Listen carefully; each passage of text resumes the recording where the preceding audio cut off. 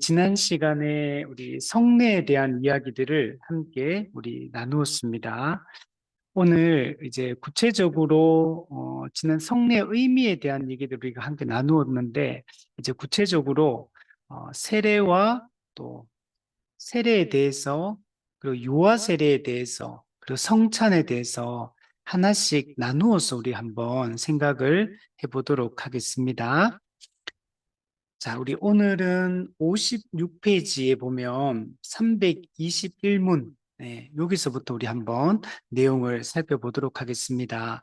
그래서 오늘은 세례에 대해서 한번 살펴보고, 다음 주에는 유아 세례에 대해서 한번 살펴보고, 그 다음 주에는 성찬에 대해서 한번 살펴보도록 하겠습니다.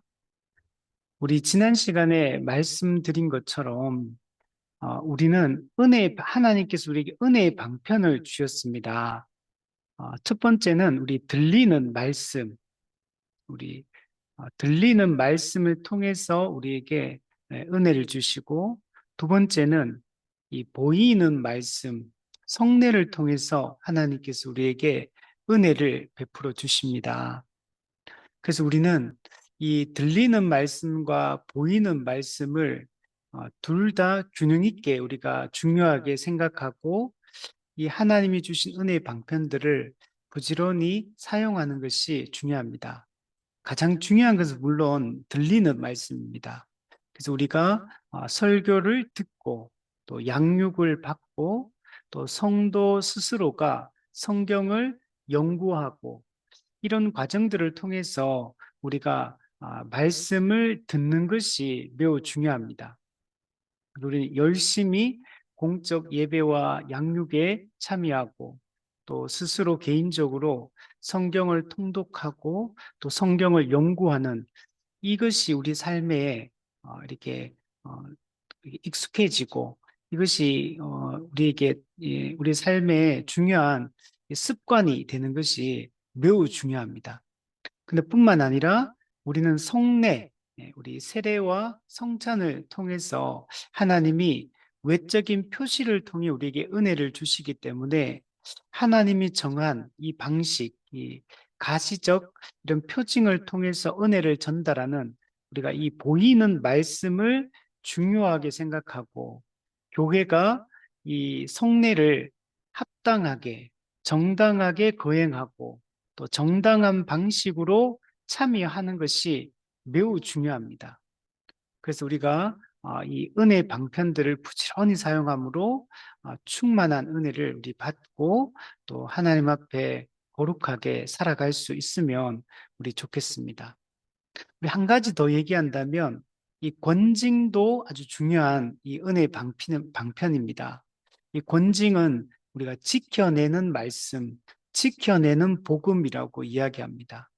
교회에 죄가 들어오는 것을 막고 복음이 변질되고 교회의 하나됨과 거룩성이 깨어지는 것을 막아내는 중요한 수단이 이 권징입니다.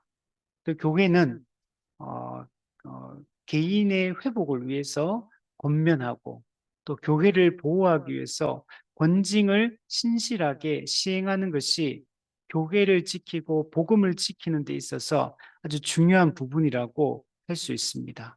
그래서 우리가 이것을 바른 의미를 알고 바르게 사용해서 정말 좋은 교회를 이루어가고 이 땅에서 하나님의 나라를 우리가 교회를 통해서만 우리가 볼 수 있고 또 그것을 맛볼 수 있기 때문에 그래서 우리가 이 교회 안에서 이런 이 은혜 방편들을 바르게 가르치고 이해하고 사용할 수 있도록 우리가 노력하는 것이 매우 중요합니다.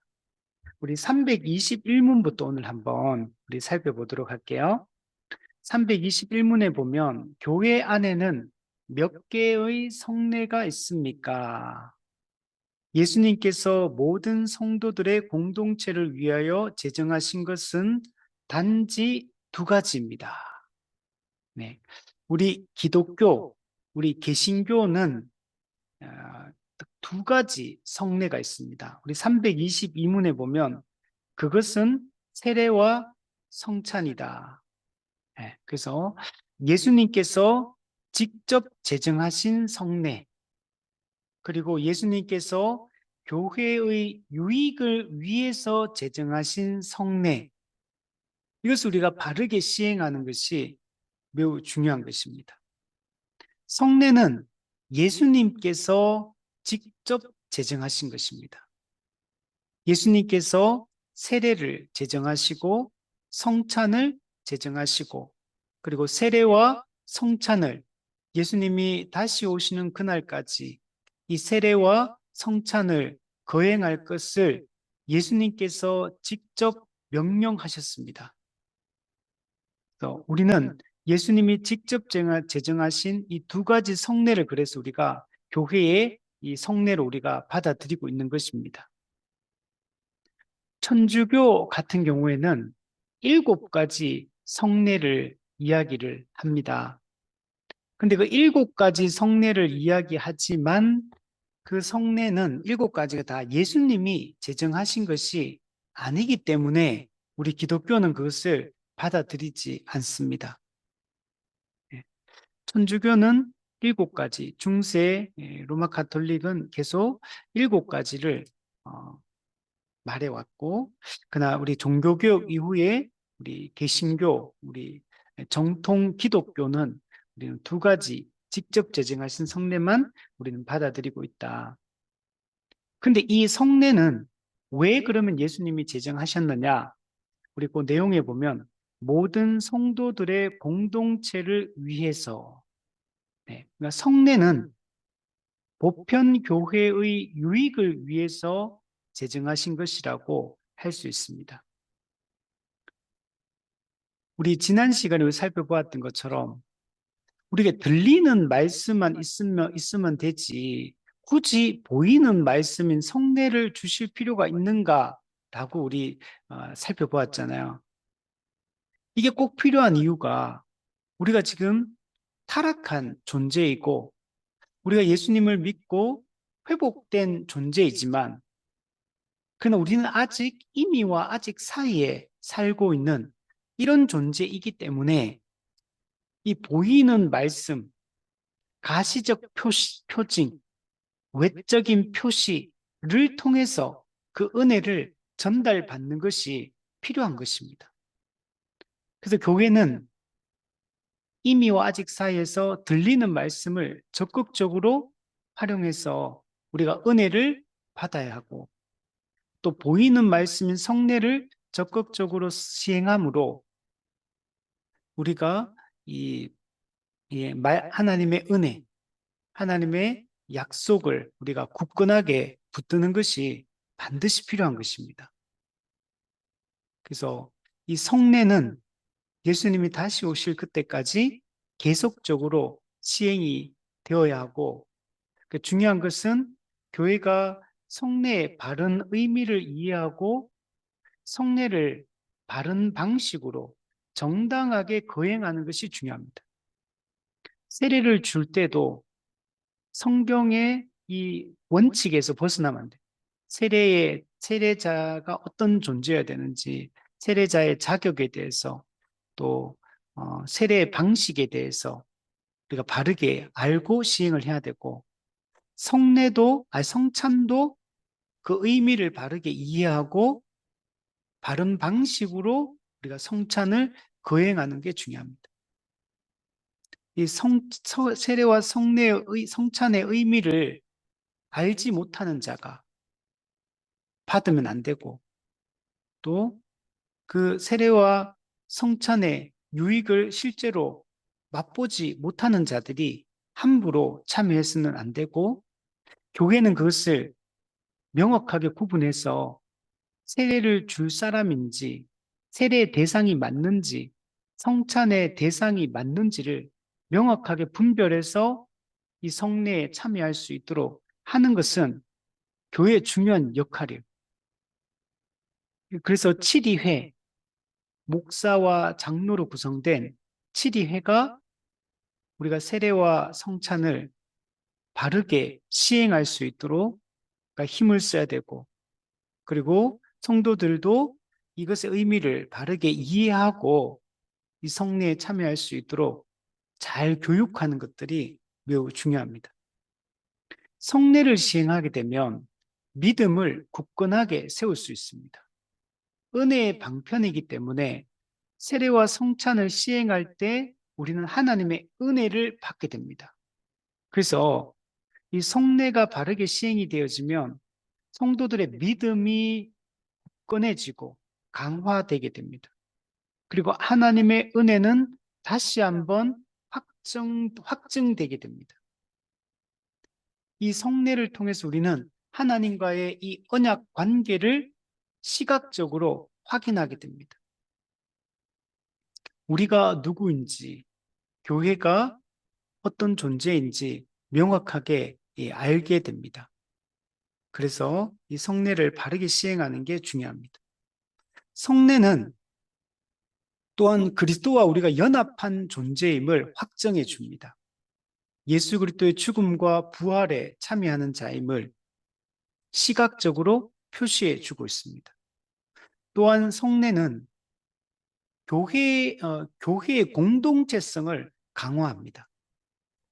세례를 통해 교회에 소속되고 성례를 통해 이 교회에 소속되었음을 확정하기 때문에 성찬을 통해 교회의 이 세례와 성찬을 거행하게 되면 우리가 한 지역교회로서 하나됨, 한 몸된 존재, 한 가족된 존재임을 우리가 확증하게 되고 우리 교회의 이 유기체적 연합을 더욱더 활성화시키는 역할을 하는 것이 바로 이 성례, 세례, 성찬이다.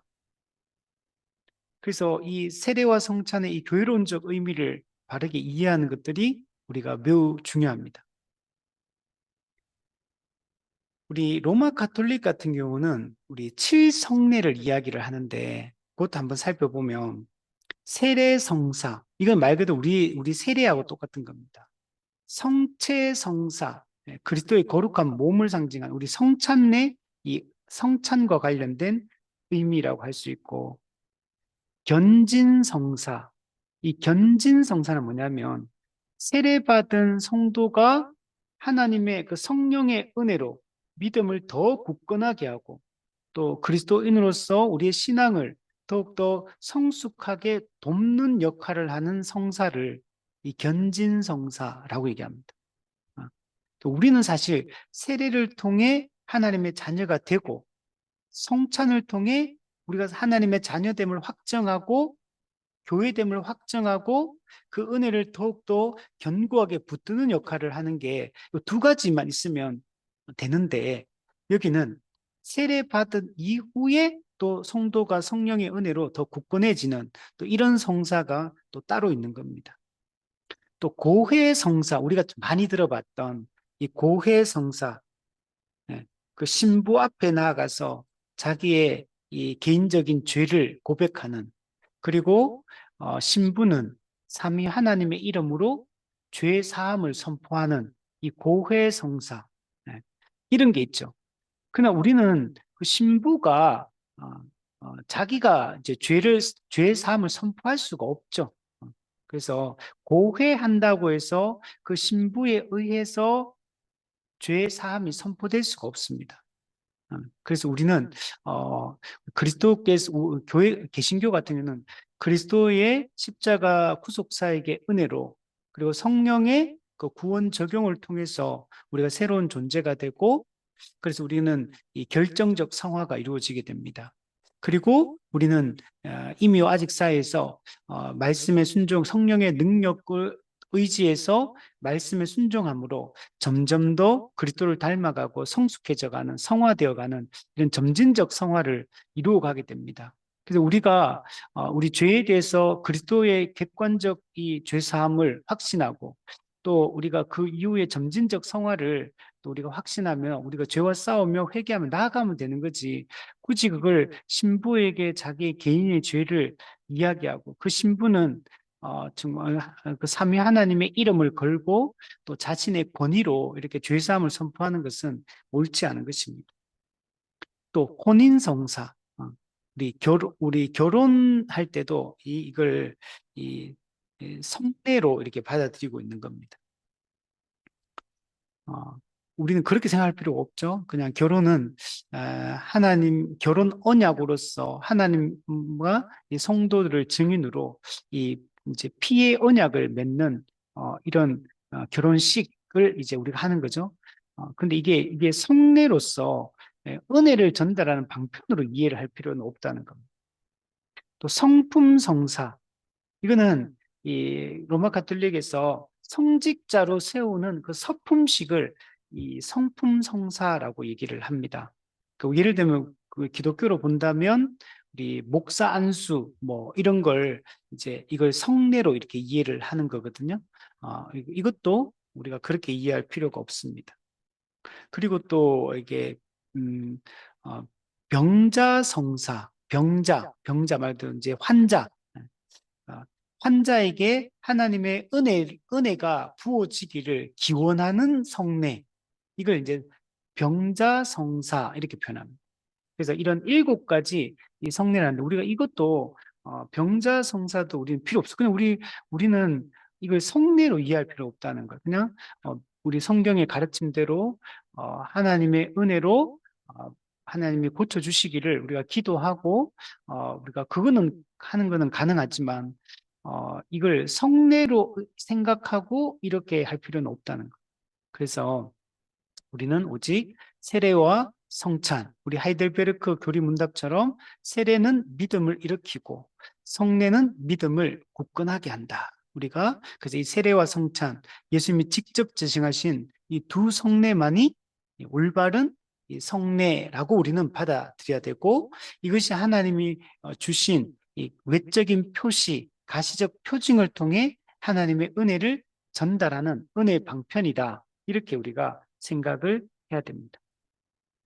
우리 323문에 보면 이 2가지 성례 사이엔 어떤 공통점과 차이점이 있습니까? 네, 세례와 성례는 공통점도 있고 차이점도 있습니다. 그래서 거기에 대해서 이야기를 합니다. 자, 먼저 이 칼빈이 이 질문에 답을 달아놨는데 이 답의 내용은 이 두 성례 사이의 차이점에 대해서 기록한 내용입니다. 그래서 공통점에 대해서는 따로 이렇게 기록이 없어서 제가 따로 먼저 공통점에 대한 얘기를 먼저 하도록 할게요. 자, 세례와 성례는 둘 다 예수님이 직접 제정하신 것입니다. 세례도 예수님이 제정하셨어. 마태복음 28장에 세상 끝날까지 너희가 이제 복음을 모든 민족에게 복음을 전하고 또 삼위 하나님의 이름으로 세례를 베풀고 세례를 베풀라고 말씀하셨죠. 그 성찬도 예수님이 6월절 만찬 잡히시는 밤 십자가 못 박기 전날 밤 그때 예수님이 6월절 만찬을 이렇게 제자들과 함께 먹는데 그런데 그 6월절 만찬이 성만찬, 성찬으로 그 의미가 전환이 됩니다. 그래서 원래 6월절 식사 같은 경우는 육신의 가족끼리 먹는 거예요. 원래 출애굽기에 보면 육신의 가족들이 모여서 이제 그 양고기 이렇게 뭐 이렇게 양과 또 나물과 뭐 이런 것들을 같이 먹는 날인데 근데 지금 여기는 육신의 가족이 아니라 영적 가족인 제자들과 예수님이 함께 그 식사를 하고 있거든요. 그래서 6월절 식사가 이 성찬의 식사, 언약의 식사로 이렇게 변화되고 있는 장면. 그게 이제 6월절 우리가 보통 만찬이라고 하는 그곳에서 있었던 일입니다. 그게 사실 무슨 장면이냐면 구약에 예언했던 새 언약, 성령이 오셔서 우리의 굳은 마음을 제하고 부드러운 마음을 줄 것이다. 우리에게 새 마음을 줄 것이다. 새로운 존재가 되게 할 것이다. 라고 했던 이제 그 새 언약이 계시되었던 그 새 언약이 실제로 새 언약이 맺어지는 공적으로 새 언약이 체결되는 장면이 바로 그 6월절 식사 또는 성찬 그 식사입니다. 그래서 새 언약의 체결 그리고 다음 날 이제 금요일에 십자가 못 박혀 죽으시죠. 그때가 새 언약의 성취가 이루어지는 날입니다. 자, 두 번째는 이 세례와 성찬은 둘 다 은혜의 외적 표시입니다. 외적인 표시, 가시적 표징, 눈에 보이는 이 물과 떡과 포도주라는 이 가시적 표징을 통해서 하나님의 은혜를 전달을 하고 있습니다. 세 번째는 둘 다 구원을 확증하는 역할을 합니다. 구원을 확증하고 또 우리의 믿음을 강화하고 우리의 한 몸됨을 재확인하는 이런 의미를 둘 다 가지고 있습니다. 그래서 우리가 이 세례와 성찬은 구원론적 의미도 있지만 이 교회론적 의미가 있거든요. 그래서 교회의 공동체성을 강화하고 우리가 그리스도 안에서 한 지역교회가 한 몸임을 재확인하는 게 이 세례와 성찬의 아주 중요한 의미입니다. 세례를 통해 한 지역교회에 속하게 되고 즉 그 지역교회에 속하는 것이 곧 보편교회에 속하는 겁니다. 그리고 성찬을 통해 지역교회가 울타리 성찬, 이 제한 성찬을 통해 한 지역교회 한 몸으로 우리가 부름을 받았고 한 몸으로 지역교회로서 살아가는 것이 보편교회로 살아가는 방식이다라는 것들을 보여주고 있어요. 우리는 보편교회지만 이 보편교회는 이 이미와 아직 사이에서는 지역교회로 드러나고 있는 것. 그래서 보편교회가 따로 있고 지역교회가 따로 있는 게 아니고 우리는 보편교회임을 고백하는데 그 보편교회가 어떻게 존재하냐면 그 존재의 형태는 이 땅에서 지역교회 형태로 존재하는 것. 그래서 지금은 우리가 지역교회 세례를 통해 속하고 그 성찬을 통해 그 지역교회 한 몸 되는 것을 재확인하고 그래서 지역교회에서 우리가 교회적 삶을 살아가는 방식을 통해 보편교회로서 우리가 살아가는 것입니다. 이게 기본 방식이에요. 그리고 거기서 좀 더 확장해서 우리가 다른 교회들과 연합해서 이 땅에서 우리가 살아가는 것. 그러나 1차적으로는 우리가 이미 아직 사회에서는 지역 교회를 중심으로 살아가는 게 이게 신앙생활의 본질이다. 교회 생활의 본류다라고 얘기를 할 수 있습니다. 그 세례와 성찬도 여러분 둘 다 지역교 회원들과 함께 갖는 의식이에요. 예를 들면 몇 개 교회가 함께 모여가지고 다 같이 성찬하자, 다 같이 세례 주자 이렇게 하는 게 아니라는 거.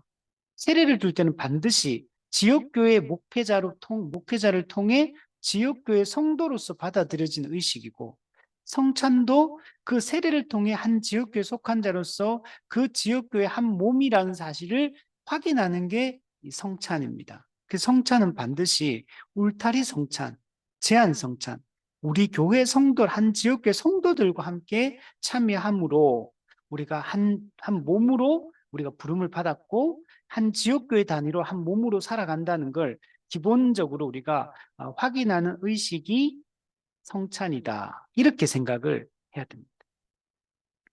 자, 그리고 또한 이 세례와 성찬은 그리스도와의 연합으로 그리스도의 죽음과 부활에 참여했음을 상징하는 것이 바로 이 세례와 성찬이다라고 얘기할 수 있습니다.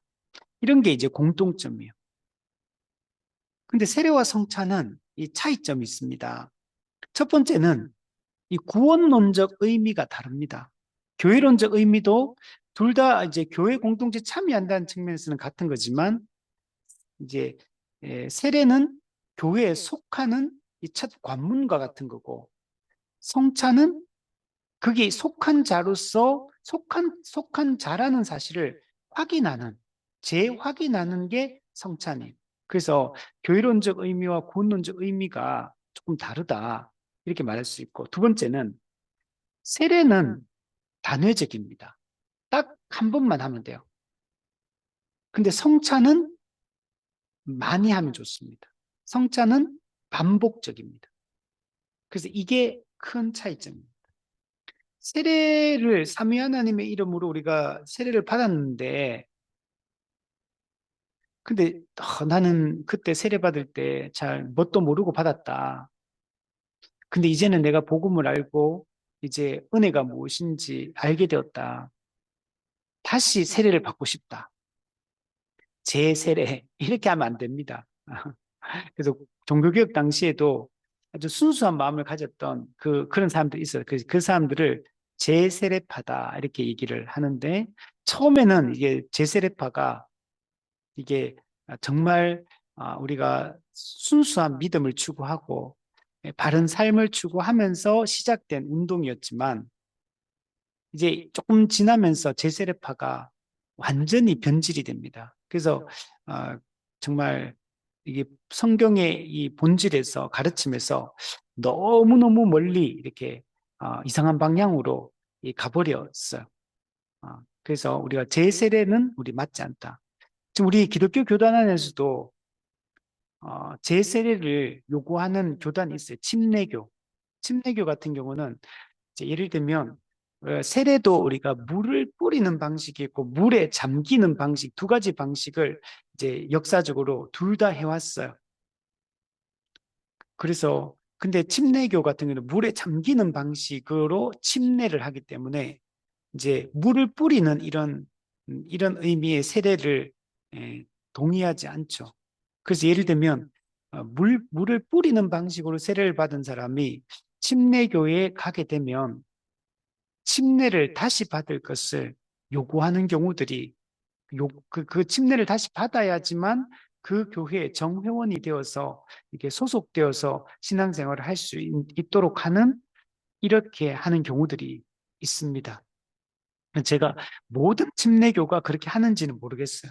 근데 이제 그렇게 하는 침례교에서 그렇게 하는 교회들이 있다고 얘기를 들었고, 일본도 침례교 많은데 일본 교회도 이제 실제로 침례를 그렇게 한다고 하더라고요. 그래서 저하고 성경 공부 같이 하는 일본에 계신 그 성도님도 그 교회 다닌 지 벌써 엄청 오래됐는데, 결혼해서 남편과 같이 이제 그 교회를 다녔는데, 근데 그게 침례교고, 그래서 침례를 받을 걸 요구를 하고, 근데 이제 이 자매는 이게 합동 측에서 한국에서 세례를 받은 사람이고, 그래서 거기 가서 거기서 침례를 다시 받고 그 교회 정회원이 되는 것에 대한 마음의 이 불편함과 거리낌이 있어서 그 교회 다닌 지 벌써 엄청 오래됐는데 아직 정회원이 아닌 그냥 방문자로만 그 교회를 다니고 있다. 남편은 그 교회 정회원이지만 본인은 아직 방문자의 신분으로 그 교회를 계속 다니고 있다. 그러면 방문자의 신분이라는 얘기는 이 교회의 권리도 없고 의무도 없다는 얘기예요. 그 교회에 그냥 손님이라는 거예요, 손님. 그 교회에 예배를 드리고 그 교회를 다니고 있지만 침례를 받지 않기 때문에 이제 정식 회원이 아니게 되는 거죠. 음, 이런 문제들이 있다는 거예요. 그러나 우리는 이제 그렇게 생각할 필요 없다.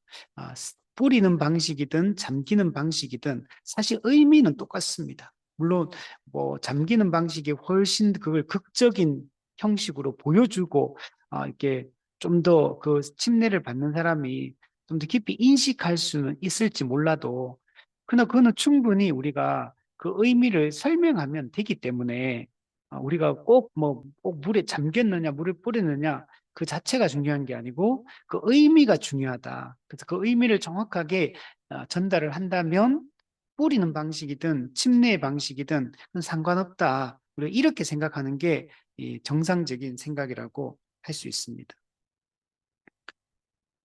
그래서 이 세례와 그 성찬, 이거는 이제 단회적이냐 반복적이냐 이 차이점이 뚜렷하게 차이점이 있습니다.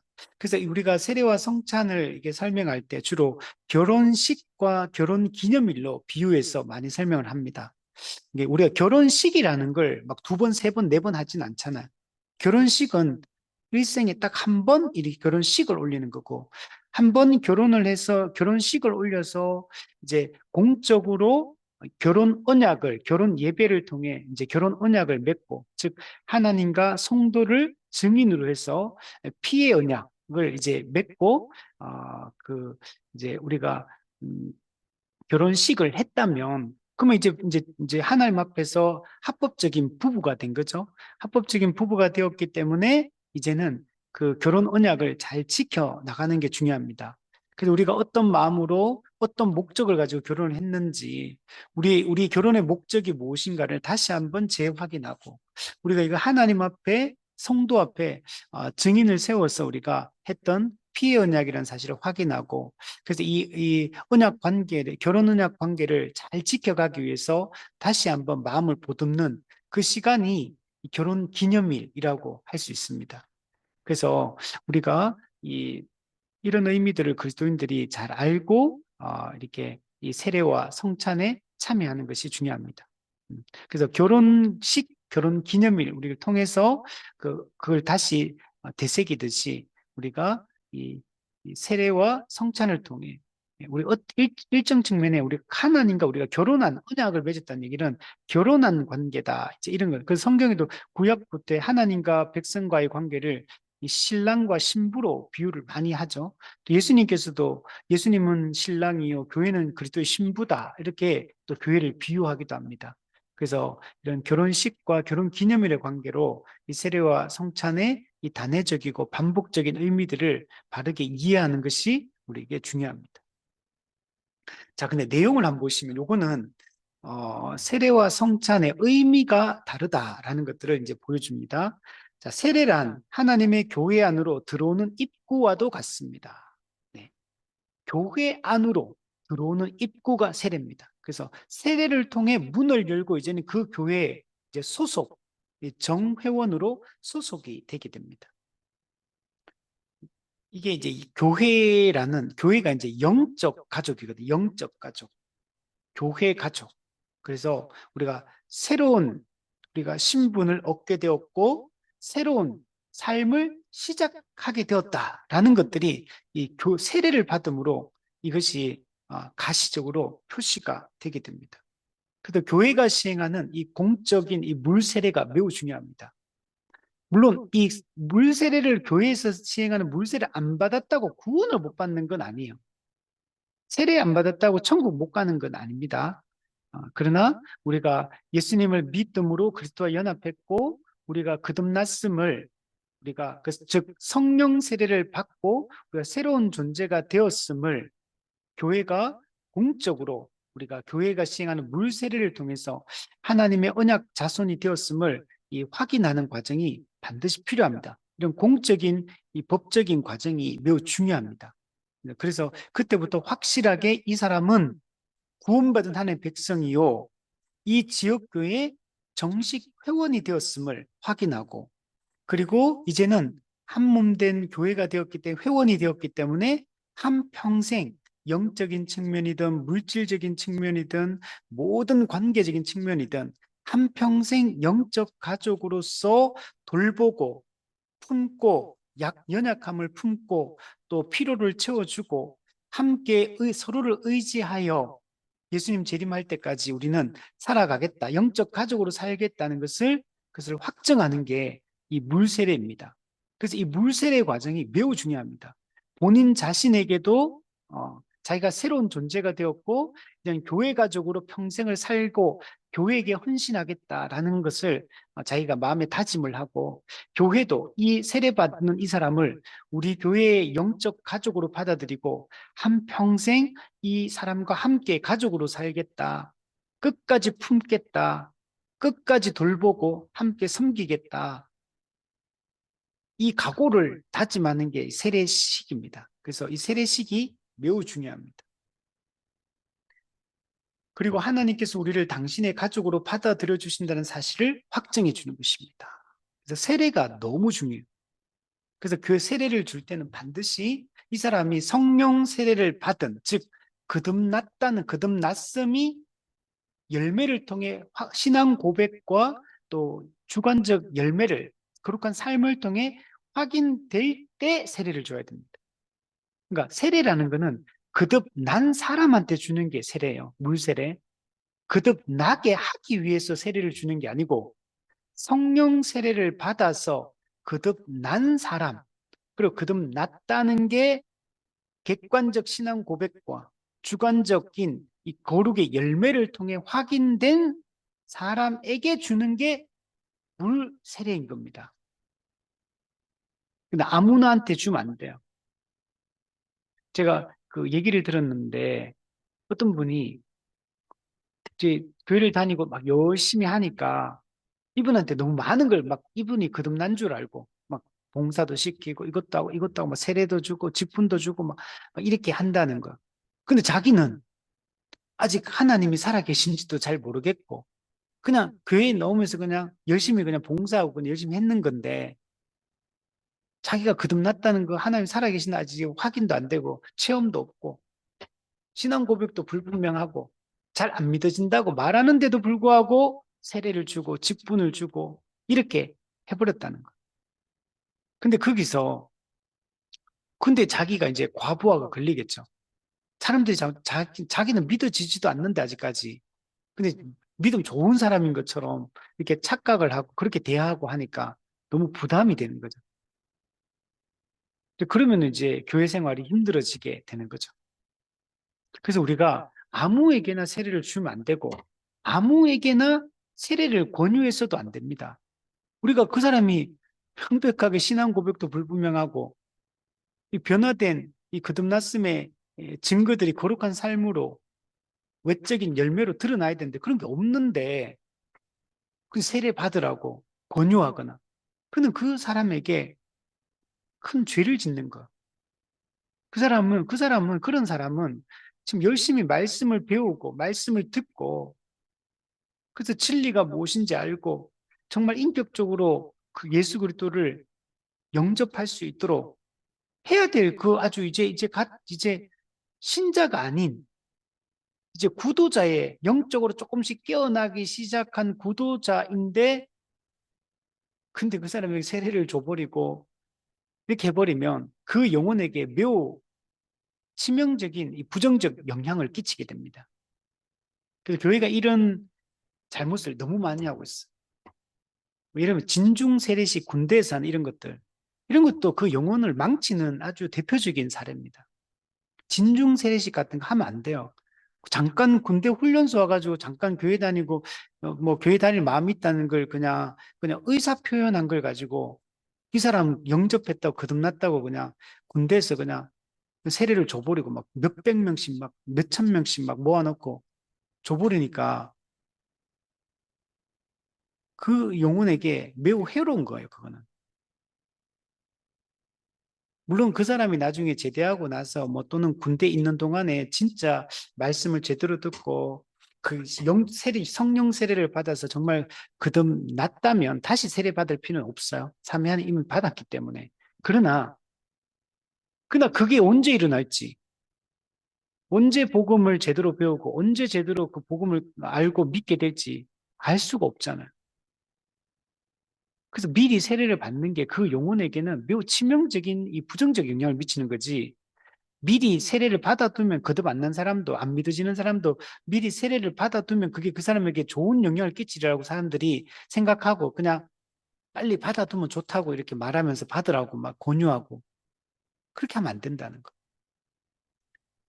세례를 줄 때도 교회의 정회원들이 그 사람을 계속 지켜봐요. 목회자도 치리회도 지켜보고 성도 정회원들도 세례교인들도 지켜보면서 정말 이 사람이 신앙 고백이 분명한지 삶의 증거가 나타나는지 그래서 정말 이 사람이 정말 세례 문답을 할 필요가 있는 사람인지 확인해 볼 필요가 있는 사람인지 충분히 가르치고 살펴보고 하는 과정을 거쳐야 돼요.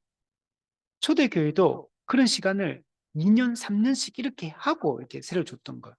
물론 이제 과도기 땐 초기에는 그게 이제 빠르게 그런 과정이 없었지만 그 이후에 그 기록들을 보면 되게 길게 충분히 가르치고 충분히 확인하는 시간을 거치고 세례를 줬다는 것들을 이게 그 글들을 보면 알 수가 있어요. 그래서 우리가 함부로 막 이렇게 세례를 주면 안 된다. 교회로 그냥 함부로 받아들이면 안 돼요. 정회원으로 막 받아들이고 막 등록시키고 이런 것들이 교회에게도 안 좋고 그 영혼에게도 안 좋은 일이에요.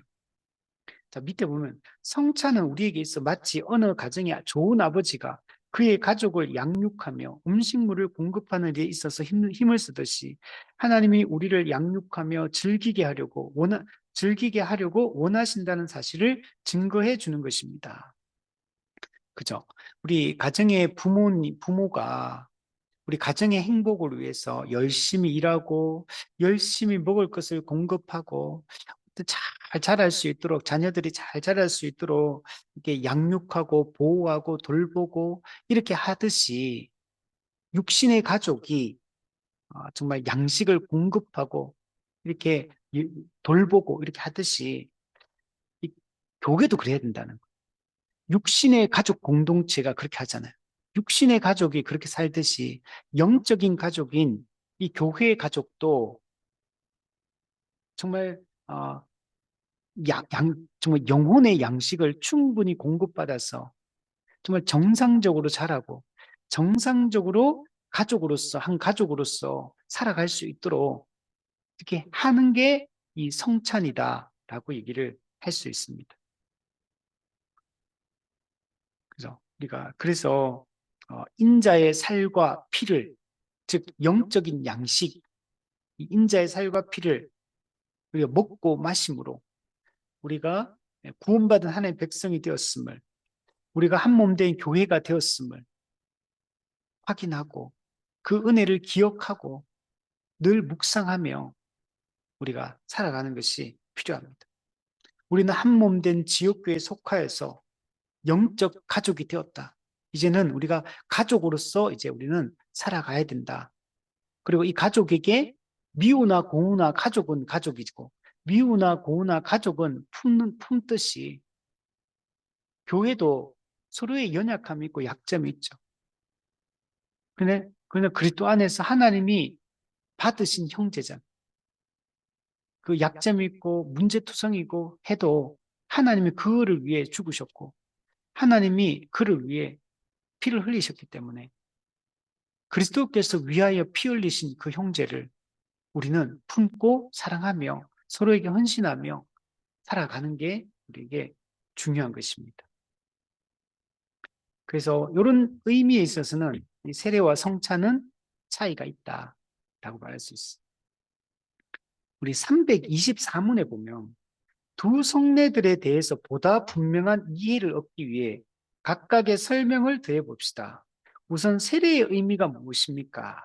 자, 세례는 두 가지 의미를 가지고 있습니다. 먼저 주님은 세례에서 우리에게 우리의 죄의 용서를 나타내신다.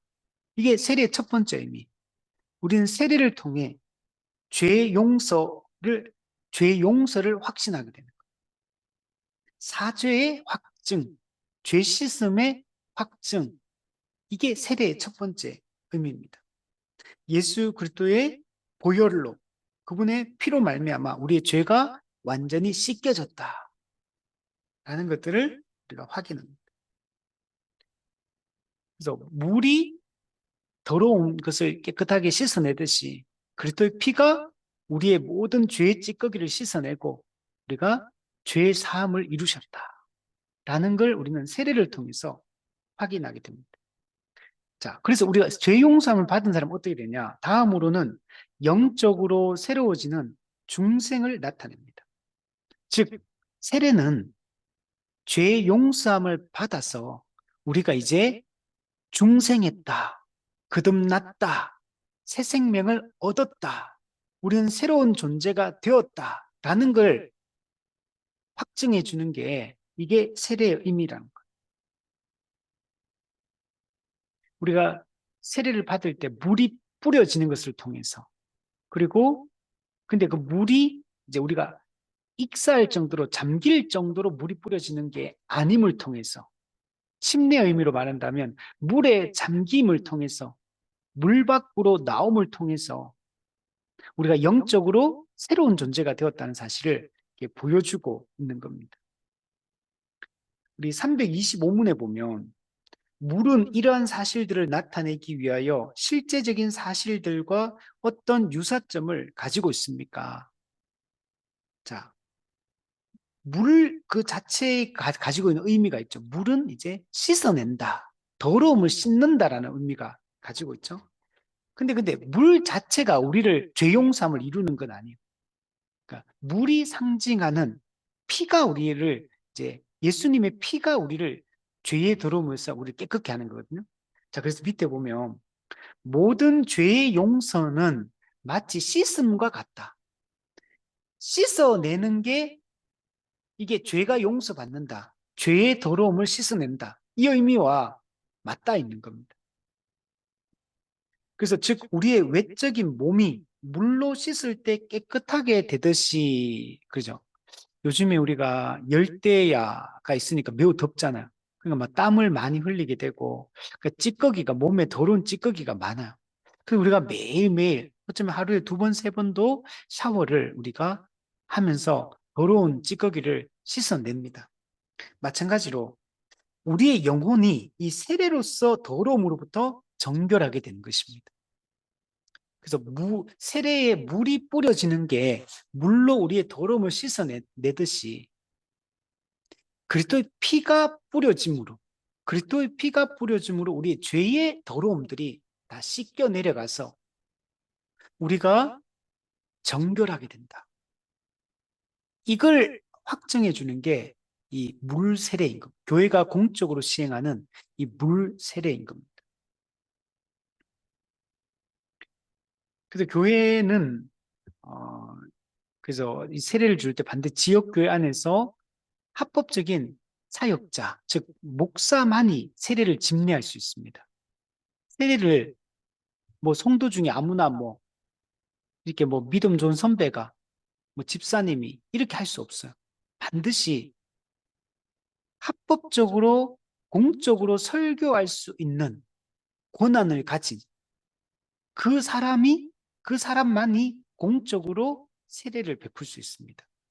그리고 그 사람만이 공적으로 권징을 시행할 이 권세도 가지고 있어요. 합법적으로 설교할 수 있는 사람이 합법적으로 성례를 베풀 수 있고 그 합법적 성례를 베풀 수 있는 그 사람이 합법적으로 권징을 시행할 수 있는 권한을 목자장이신 예수 그리스도로부터 위임받은 겁니다. 원래 우리를 가르치고 우리를 책망하고 우리를 벌할 수 있는 분은 예수 그리스도거든.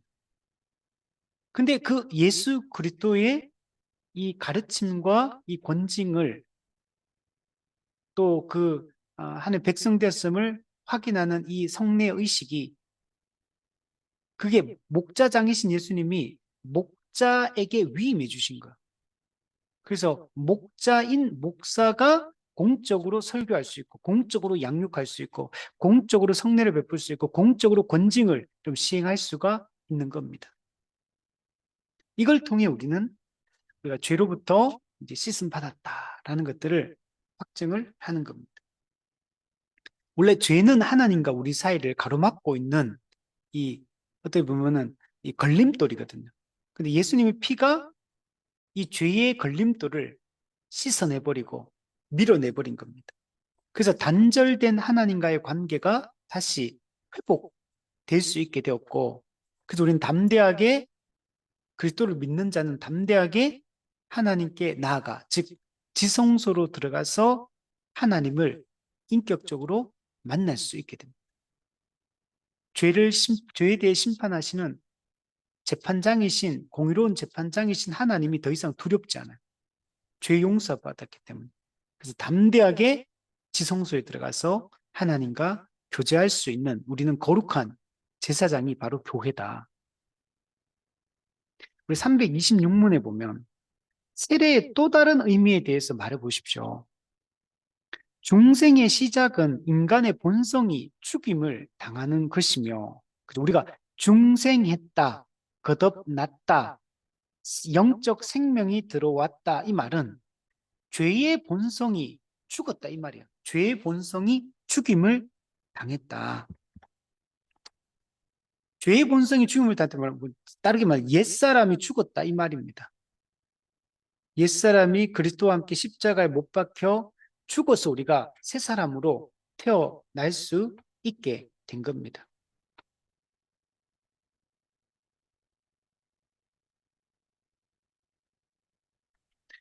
그래서 중생의 시작은 바로 인간 본성이 죽임을 당하는 것으로부터 시작하고 중생의 결과는 뭐냐면 하나님의 영이신 성령을 통해 우리가 새로운 피조물이 된 겁니다.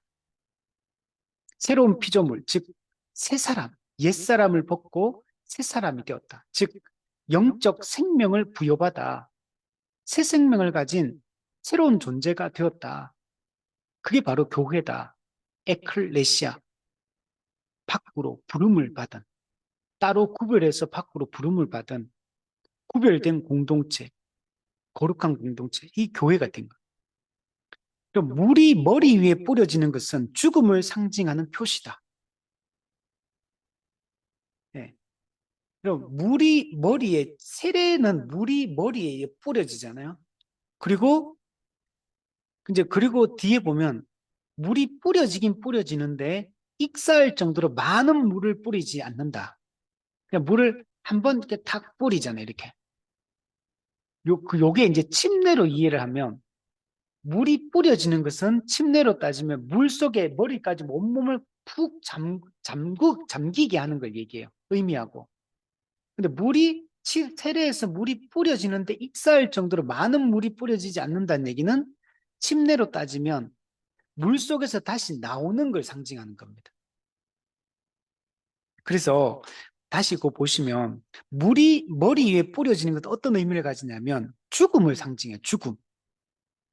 물이 우리 머리에 뿌려졌다는 말은 우리는 예수님을 믿음으로 그리스도와 함께 십자가에 못 박혀 죽었다. 우리의 옛사람은 그리스도와 함께 십자가에 못 박혀 죽었다. 죽음을 상징하는 거. 옛사람의 죽음을 상징하는 게 물이 뿌려지고 물 속에 푹 잠기는 것이 의미하는 바입니다. 자, 그러나 그것만 있는 게 아니에요. 우리의 부활이 또한 이 세례의식 속에 상징적으로 제시되어 있습니다.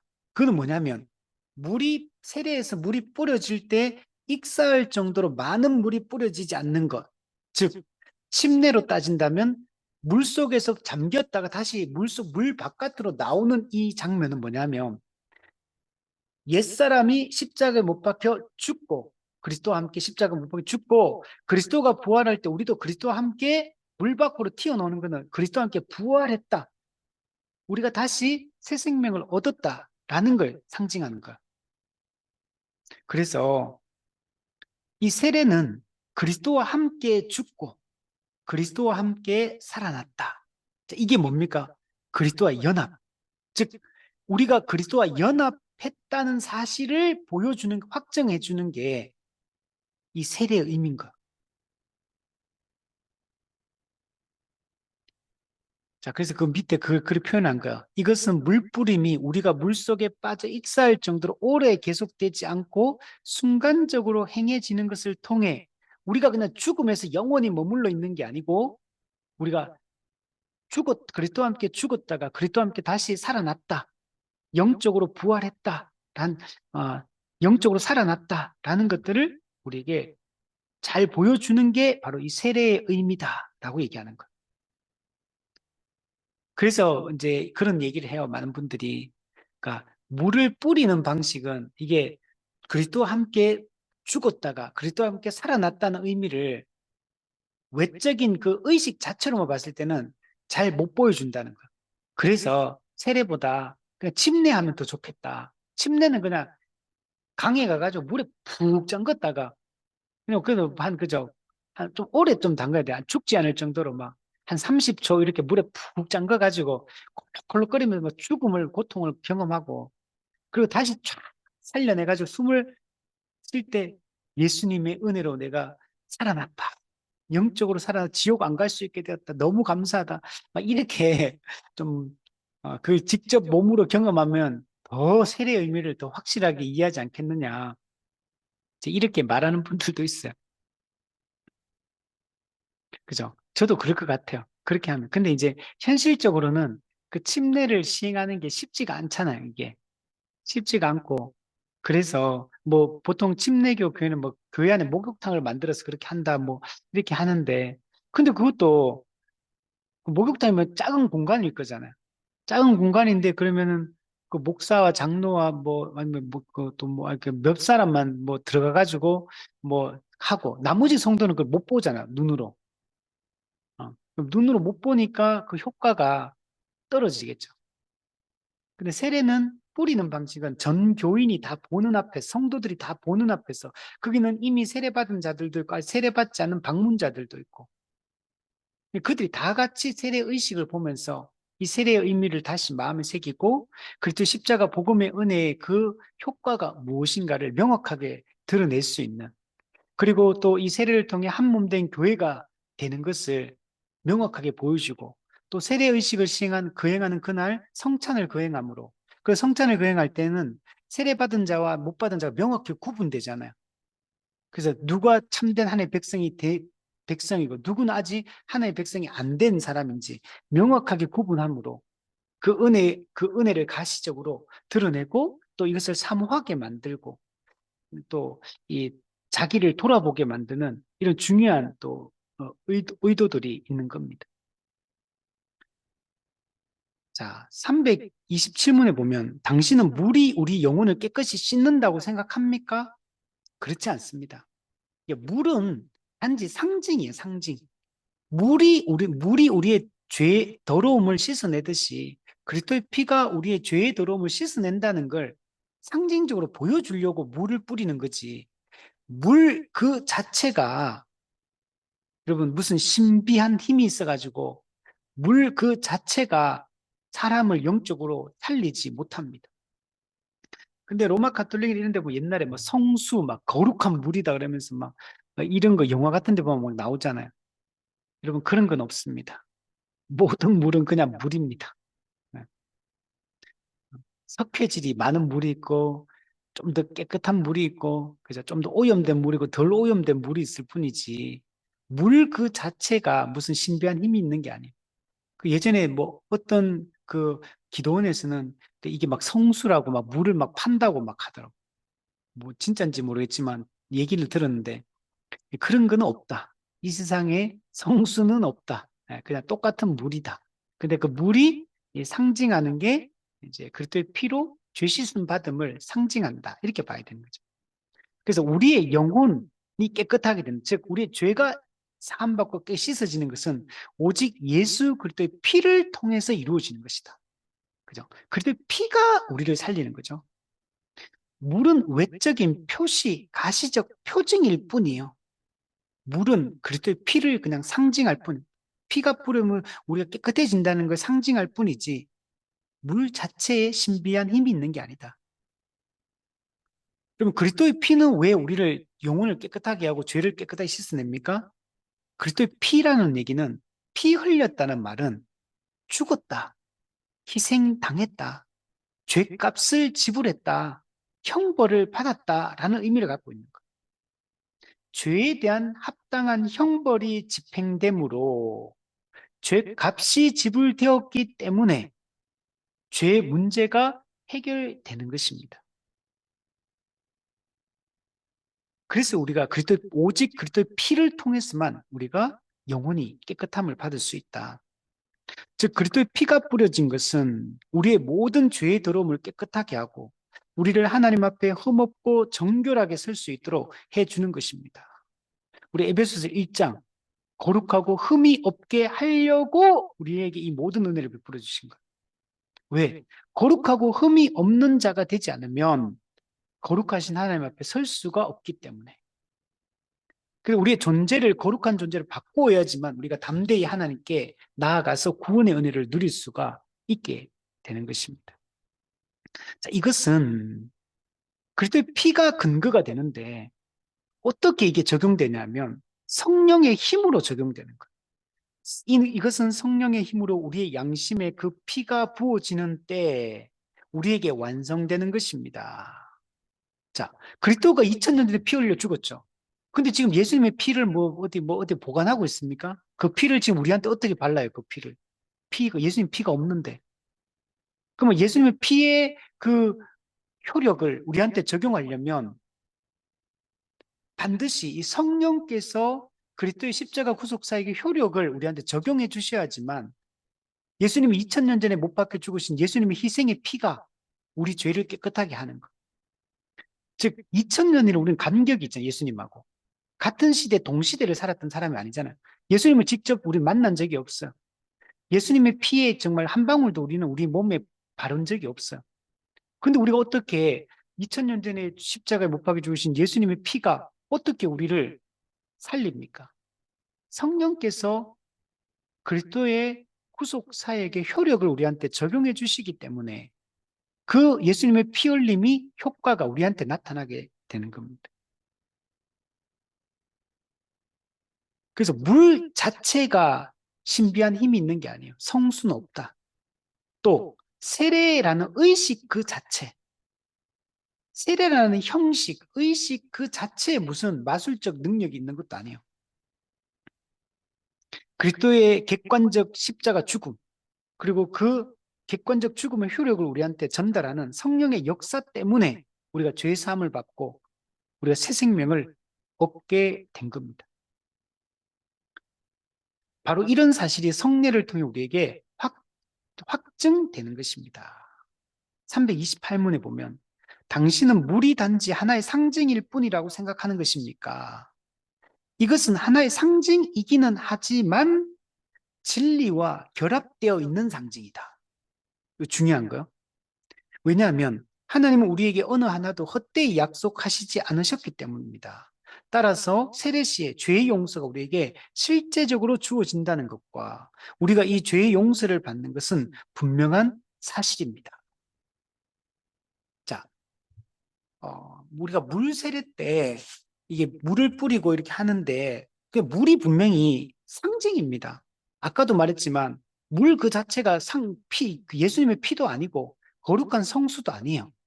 물은 그냥 물입니다. 수돗물이나 저 시냇가의 냇물이나 세례에 쓰여지는 물이나 똑같은 그냥 물이에요, 물.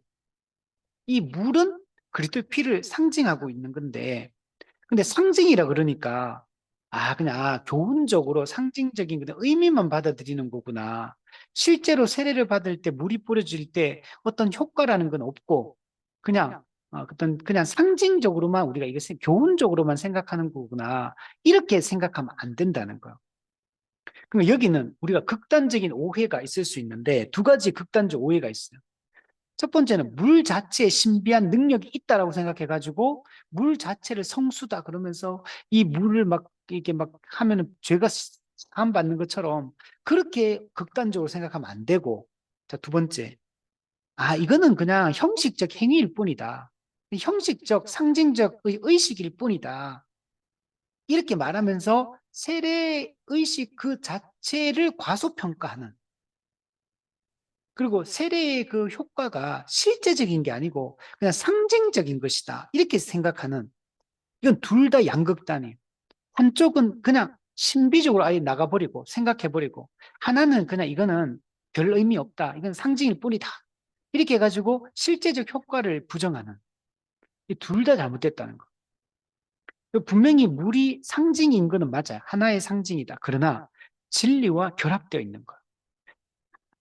예수님께서 세례를 베풀라. 예수님 오실 때까지 우리 세례를 베풀면 계속 해야 되는데, 그냥 헛되이 이런 약속을 주신 게 아니고, 이런 의식을 만든 게 아니라는 것. 우리가 세례를 받을 때 실제적으로 죄의 용서가 일어나는 것입니다. 죄의 용서를 받는 것입니다. 그래서 이 세례를 너무 극단적으로 막 생각해서도 안 되고, 또 극부로 또 이걸 막 과소평가하고 별 의미 없는 것처럼 그냥 하나의 그냥 의례적인 행사에 불과한 것처럼 이렇게 생각해서도 안 된다. 실제로 효과가, 이 실제적으로 죄 용서가 이루어지는 그 현장이다라고 생각을 해야 됩니다. 329문. 이 은혜는 모든 사람에게 차별 없이 성취되는 것입니까? 그렇지 않습니다. 여러분, 세례를 받았어. 세례식에 참여했어. 그러면은 모든 사람이 세례를 의식을 했으니까 그 세례의 그 효력을, 그 유익을 누리느냐? 그렇지 않습니다. 오직 신자들만 참된 믿음으로 믿는 사람들에게만 세례의 그 효력이 나타나게 됩니다. 복음을 믿지 않는 자, 복음에 따라 살지 않고 사악하게 사는 사람들, 불의를 저지르고 하는 뜻에 어긋나게 살아가는 사람들, 그런 사람들에게는 세례를 받았다 하더라도 효력이 나타나지 않습니다. 밑에 보시면 많은 사람들이 자신들의 사악함으로 말미암아 이 은혜의 작용을 무효화시키고 있다. 즉, 여러분, 우리가 세례받을 때 저는 안 믿어져요. 저는 잘 모르겠어요. 이렇게 말했어요. 그러면 그 사람에게는 세례를 받는다 하더라도 세례 의식의 효력이 작용되지 않습니다. 성령께서 역사의 효력을 적용하지 않아요. 그래서 그냥 자기가 안 믿고 불신하고 있기 때문에 그 했다 하더라도 그는 다 무효화, 아무 효력이 안 나타나는 겁니다. 오직 참된 믿음으로 믿는 자들에게만 세례의 효력이 나타나고 세례의 유익을 우리가 누리게 되는 겁니다. 인간의 사악함이 성례로 하여금 나타나지는 그 고유한 효력을 그러나 없어지게 하는 것은 아니다. 자, 이 말은 뭐냐면 안 믿는 사람에게 세례를 베풀면 그 사람에게 세례의 효력이 안 나타난다 그랬죠. 그렇다고 해서 세례 그 자체가 가진 효력 자체가 상실되어 버리는 건 아니라는 거예요. 그냥 그 사람에게만 세례의 효력이 안 나타나는 거지. 믿는 사람에게 세례의 효력이 나타난다는. 세례 의식 자체가 가진 효력 자체가 그 세례가 가지고 있는 의미 자체가 상실되는 건 아니라는 거예요. 참되게 믿는 자들에게는 이 세례의 유익이 나타나게 된다. 이렇게 생각해요. 330문 보면 중생은 어디서 그 능력을 얻는 것입니까? 자, 우리가 중생, 즉 거듭남, 즉 거듭났다는 말은 영적 생명이 들어감, 새 생명이 들어감. 이게 어떻게 이런 일이 가능하냐? 예수님이 십자가에 죽으시고 부활하셨기 때문에 그리스도의 십자가 공로 때문에 이 중생을 하게 됩니다. 그러니까 중생의 근거는 뭐냐면 예수님의 십자가 죽음과 부활이다. 그리스도가 죽으시고 부활하셨기 때문에 우리도 새 생명을 얻는 게 가능한 거예요. 예수님이 죽음으로 끝나버리고 부활을 안 하셨다면 우리도 새 생명을 못 얻어요. 근데 예수님이 죄와 사망의 권세를 이기고 부활하셨기 때문에 우리가 예수님과 함께 죽고 그리스도와 함께 살아나는 게 가능해지게 된 겁니다. 그래서 우리는 성경에서 그리스도의 죽음과 부활을 그러니까 강조할 수밖에 없어요. 이게 없었다면, 이 근거가 없었다면 구원이 불가능하기 때문에 그렇습니다. 왜냐하면 그리스도의 죽음은 다음과 같은 능력을 소유하고 있기 때문입니다. 즉 이를 통해서 우리 옛사람의 본성은 십자가에 못 박힘을 당합니다. 그죠? 그리고 우리의 죄된 본성은 장사되어 더 이상 우리를 다스릴 지배력을 갖지 못하게 됩니다. 그리고 또한 우리는 하나님의 의를 따라가는 새로운 삶은 예수님의 부활로부터 나오는 것입니다.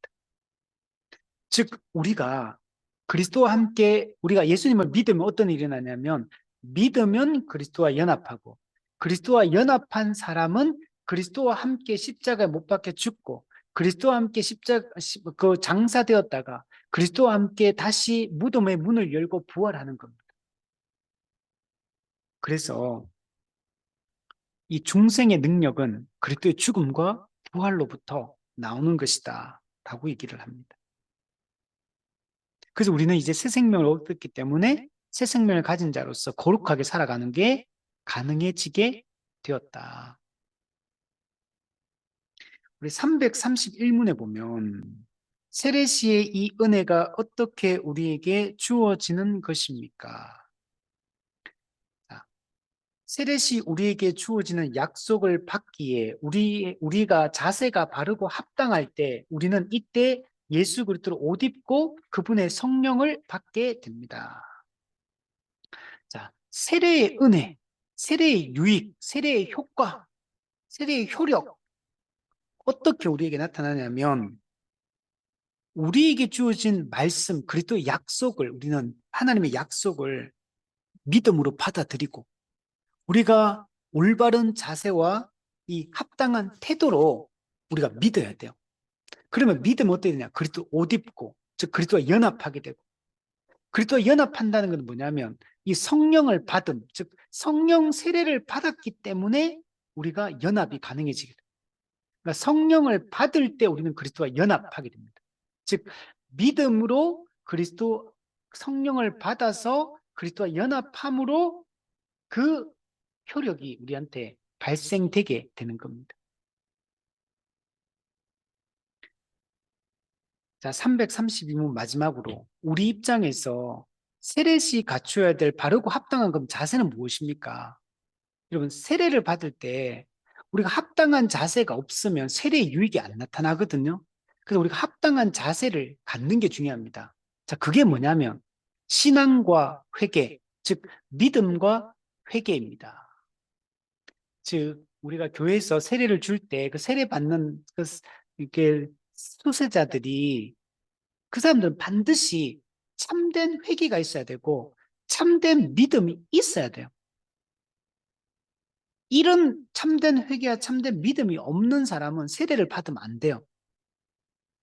이게 중요한 우리의 자세요, 요건이다.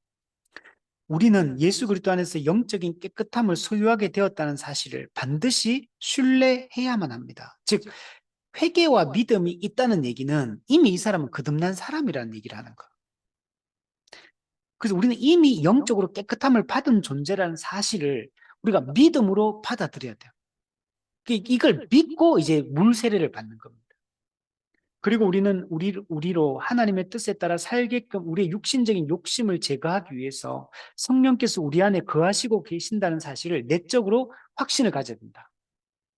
그러니까 즉 물 세례를 받기 전에 우리는 이미 성령을 받은 사람, 즉 성령 세례를 받은 사람, 성령님이 이미 우리 안에 내주하고 있는 사람이라는 사실을 알고 우리가 확신을 가지고 물 세례를 받아야 된다. 그러니까 물 세례를 받아서 성령을 받는 게 아니고 복음을 듣고 믿음으로 먼저 성령을 받고 거듭나고 새로운 존재가 되고 그 이후에 물 세례를 받는 것. 그 성령 세례 받았음을 확증하는 게 물 세례인 겁니다. 성령 세례를 받기 위해서 물 세례를 받는 게 아니고 먼저 성령 세례를 받고 그걸 받았다는 사실을 확증하는 게 물 세례인 것. 또한 우리의 행실을 통해 이런 삶을 드러내어 알게 해야 됩니다. 우리가 이미 예수 믿고 구원받은 사람, 성령이 함께 하시는 사람, 성령의 뜻에 따라서 우리가 참된 회개와 믿음으로 살아가는 사람의 사실을 행실을 통해, 우리의 선한 행실을 통해 분명하게 드러내고 나타내야 돼요. 즉 우리는 이미 예수 믿고 구원받고 구원의 확신을 갖고 성령 받음을 확신하고 거룩한 삶을 통해 드러내고 있는 거룩한 삶으로 증명하고 있는 사람들, 그들이 세례를 받아야 돼요. 그래서 이 세례를 정당하게 거행하는 게 중요합니다.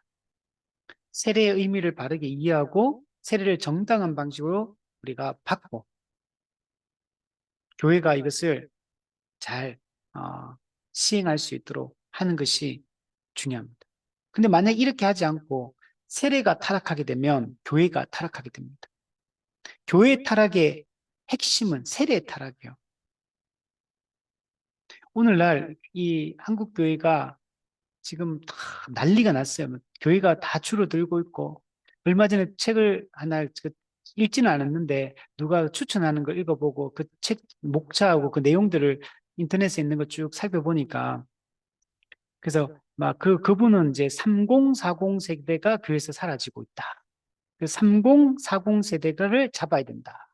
쇠퇴하는 교회와 부흥하는 교회는 30 여러 가지 차이점이 있지만 3040 세대가 얼마나 교회 안에 많은가, 3040 세대가 교회 안에서 어떤 걸 누리고 있는가, 이걸로 이제 그분은 많이 얘기를 하더라고요.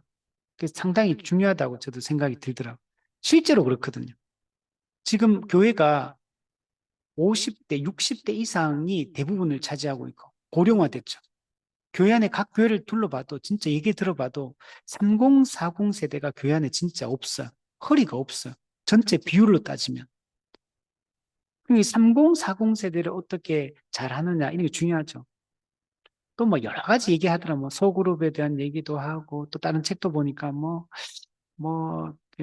이렇게 여러 가지 뭐 주일학교에 대한 그런 게 어떤 교회의 어떤 쇠퇴와 부흥의 어떤 그런 어떤 차이점이다. 이런 얘기 많이 하더라고. 근데 지금 이제 그 책 목차 이렇게 쭉 그 내용들을 이렇게 읽어보니까 대충 무슨 얘기 할지는 감이 오더라고 보니까.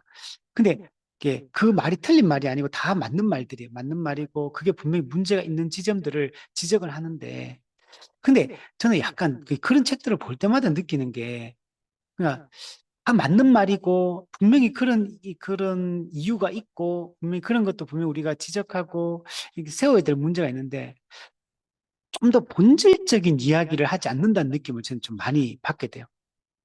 좀 더 근본적인 문제점, 다 3040을 지켜 세우는 것도 맞고, 주일학교 부흥해야 되는 것도 맞고, 그죠?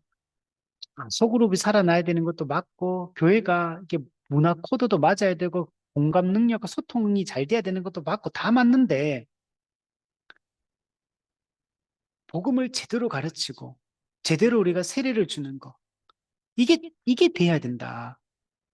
그리고 세례의 이 구원론적 의미와 교회론적 의미를 충분히 이해하고, 우리가 한 몸 된 교회가 돼서 이 교회 세례를 통해 소속되었다는 게 뭘 의미하는지 근본적으로 접근해서 세례가 타락하지 않도록 세례의 타락이 모든 것의 가장 근본적인 원인이거든.